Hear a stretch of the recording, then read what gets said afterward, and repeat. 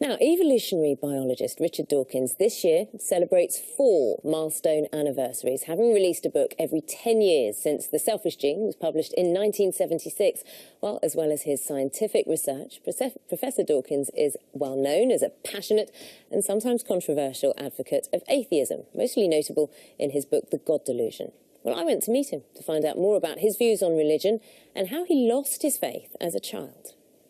Let's talk about you and your upbringing. You were raised an Anglican. I went to Anglican schools. It was hard not to in my time. Virtually all schools were. But that doesn't mean that my parents raised me Anglican. When did you stop believing in God? I realised at the age of about 9 that there were lots of different religions and they couldn't all be right. But then I carried on believing in some sort of deistic God, some sort of divine creator. And that disappeared when I finally understood Darwinism and the fact that you don't actually need any kind of designer whatsoever in order to explain the beauty, the elegance of life and the apparent design of life. Did Christianity mould you in any way, mould the person you are today? I think there's something rather decent about the Anglican religion in its modern form, not in history, of course, but in its modern form. It stands for a measure of tolerance, which I admire. So I have a certain nostalgia for my cultural background, I suppose. Does it provide a moral code? No.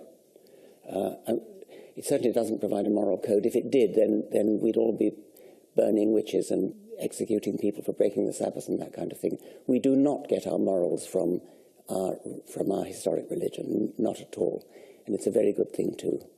Do you think religion now is a force for good or for evil? For evil on balance. Why? Well, just look at what's happening in the Middle East. Look at the appalling things that are done in the name mostly of Islam, but also in Africa in the name of Christianity as well, in Burma in the name of Buddhism, in India in the name of Hinduism. There are appalling things going on in the name of religion, which of course is not to say that all individual members of those religions are doing evil things. The vast majority of them are not. But it only takes a minority, and the minority who are indoctrinated in childhood in a faith which does not require evidence, does not require justification, is never questioned. That is evil. It's evil to children, and it causes evil when they grow up.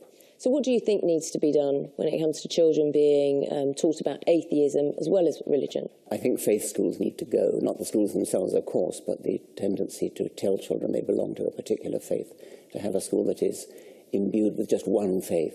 Teach children about religion by all means. It's very important in history, very important in current politics.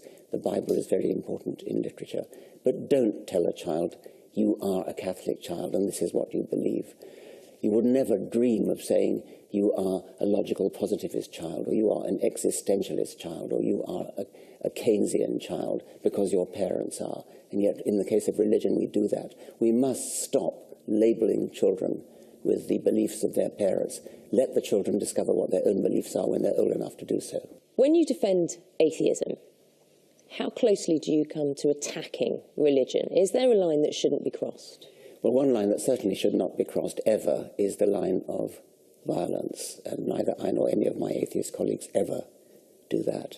I think it's right to attack religion. I think it's right to attack any false beliefs, but also always to do it on intellectual grounds, always to do it using argument and evidence rather than insult. Is it inevitable that you will insult someone and hurt people?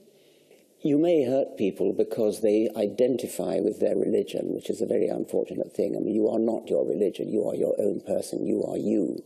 How do you cope with knowing that you have offended someone or hurt someone? I don't mind at all if it's simply their religion that causes them to be hurt. I would never hurt somebody by saying you've got an ugly face or something like that, but saying your religion is absurd, I'm quite happy to say that. I've noticed your voice is rather croaky, and I'm assuming this is after you've suffered a stroke earlier this year. Yes. How physically are you doing? I'm doing fine. My voice is really the main thing that I will have to worry about. I can't sing, but that's not something I need to do. And when I talk, if I talk, after a while, my voice becomes increasingly croaky. So did you ever consider perhaps mortality or perhaps what lies beyond? Well, nothing lies beyond. That never changed. Well, of course not. Why ever should it? I consider mortality from time to time. I expect we all do, but certainly nothing lies beyond. The Church of England urged people to pray for you.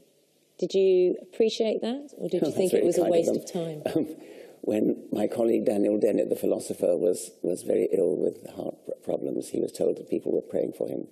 So he said, "And did you also sacrifice a goat?" So a waste of time, or still a good token, a good gesture of kindness? I think any gesture of kindness is to be welcomed, yes. And after your stroke, doctors advised you to avoid controversy, to keep your stress levels down, I understand. Are you planning to follow their advice?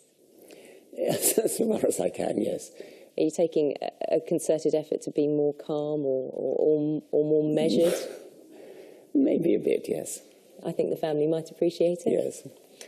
Professor Richard Dawkins, thank you so much for talking to us on Sunday morning.